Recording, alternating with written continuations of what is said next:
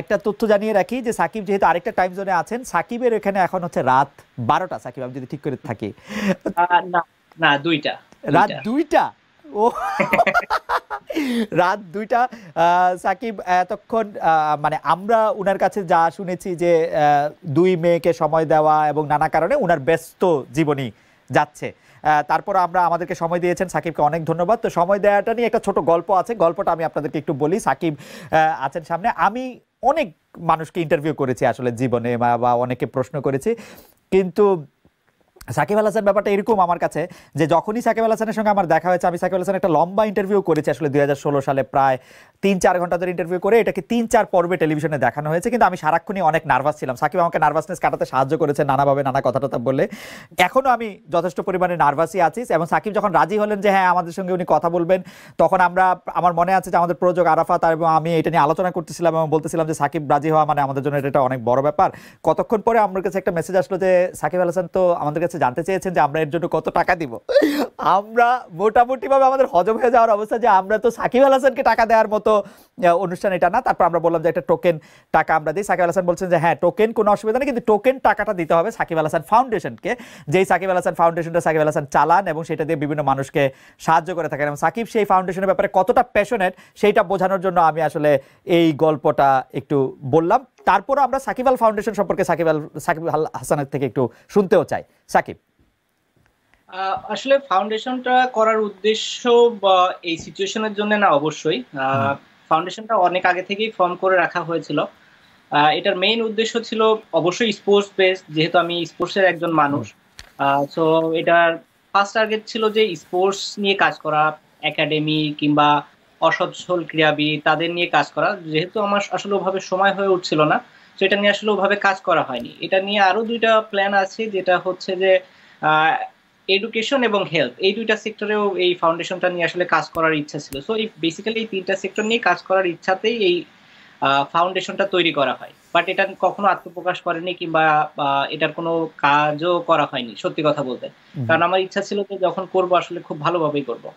যেহেতু এরকম একটা প্যান্ডেমিক সিচুয়েশন আমাদের সামনে এসে গেল, বা এটা আসলে কারো তো হাতে নাই, এবং এরকম একটা সিচুয়েশন যেহেতু সামনে চলে এসেছে, তখন আমি আসলে ভাবলাম যে ওয়াই নট আমি আমার ফাউন্ডেশনের মাধ্যমে কিছু করার চেষ্টা করি, বা আমার সামর্থ্যের ভেতরে যতটুকু সম্ভব আমি এই খারাপ সময় যদি করতে পারি, আমার নিজের কাছে ভালো লাগবে, অন্যদের কাছে হয়তো ভালো লাগবে, অনেকে ইন্সপায়ার হবে কিংবা অনেকে সাহায্য হবে, সেটা বড় কথা না। সব থেকে ভালো জিনিস যেটা হচ্ছে আমার কাছে মনে হয় যে আমার নিজের কাছে ভালো লাগবে কিংবা নিজের একটা স্যাটিসফ্যাকশনের জায়গা তৈরি হবে। তো এই কারণে আসলে এই তাড়াহুড়া করে আসলে এটার আত্মপ্রকাশ করা, তা না হলে এটা আসলে ছিলই ফাউন্ডেশনটা, বাট কখনো ওভাবে আত্মপ্রকাশ করেনি। সাকিব, একটা জিনিস আমি একটু জানতে চাই যে এই বছরের শুরুতে না, 2-3 মাস আগে আমি যদি বলি, পাওয়ার আগে আপনার একটা ব্যবসা প্রতিষ্ঠান নিয়ে অনেক রকম কথা হয়েছিল। তখন আপনি একটি বড় ব্যাখ্যাও দিয়েছিলেন যে আসলে এই ব্যবসা প্রতিষ্ঠানগুলি তো সব আপনার পক্ষে এরকম করে দেখা সম্ভব না, প্র্যাকটিক্যালি এইটার মধ্যে আসলে আমরা আশাও করি না আপনি এটা দেখবেন। কিন্তু আপনি যেসব ব্যবসা বাণিজ্যে আপনার নাম ব্যবহার করা হচ্ছে বা আপনি যেগুলিতে জড়াচ্ছেন, সেগুলি আপনাকে আসলে বড় একটা চাপের মধ্যে ফেলছে কিনা? মানে আসলে তো ব্যবসা খুব সরল কথা না, বা আপনি একটা খুব ব্যবসায়ী মানসিকতার লোক কিনা সেটাও আমি খুব ভালো বুঝতে পারি না আসলে। আসলে যেটা হচ্ছে যে মানে আমি যখন ব্যবসার ভেতরে ঢুকবো কিংবা ব্যবসা নিয়ে চিন্তা করব, তখনই এইগুলো নিয়ে আসলে বলা সম্ভব। আহ, একটা জিনিস যেটা হচ্ছে যে হ্যাঁ, যেগুলোর সাথে আসলে আমার নাম আছে, অবশ্যই আমার সেখানে রেসপন্সিবিলিটি আছে কিংবা থাকবে, এটা স্বাভাবিকই। এবং সেই জায়গাটাতেও আসলে আমার শিক্ষা নেওয়ার বিষয় আছে যে এইগুলা কিভাবে আরো বেটার ওয়েতে রান করা যায়, কিভাবে আরো অর্গানাইজড ওয়েতে রান করা যায়, এবং কোনো ল্যাব ছাড়া কিংবা কোনো গাফিলতি ছাড়া যেন সব কাজগুলো সম্পন্ন হয়, সেটা কিভাবে ঠিক করা যায়, সেটা অবশ্য আমার দায়িত্বের ভেতরই পড়ে।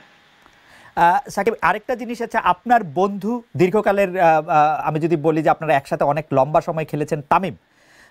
তামিম আমার কাছে মনে হয় যে বাংলাদেশে যে কয়জন আমরা দেখেছি যে টেলিভিশনে উপস্থাপনা করেন, তার মধ্যে তামিমকে আমার অসাধারণ মনে হচ্ছে যে অসাধারণ উপস্থাপনা করছেন, অসাধারণভাবে খেলোয়াড়দের সঙ্গে কথা বলছেন।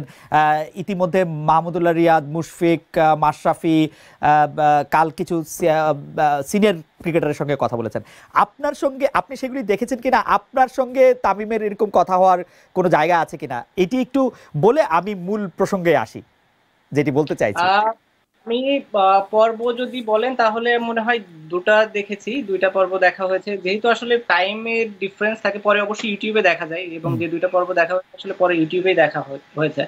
যেটা হয় যে আসলে দুই মেয়েকে সামলানোর পরে যতটুকু সময় থাকে চেষ্টা করি নিজেকে কিভাবে দেয়া যায়। ও বাচ্চা আচ্ছা আচ্ছা দুইজনই আচ্ছা আচ্ছা। বুঝতে পারছি। এখন ঘুমের অবস্থায় আছে, দুই বাচ্চাই মানে ঘুমিয়ে পড়েছে।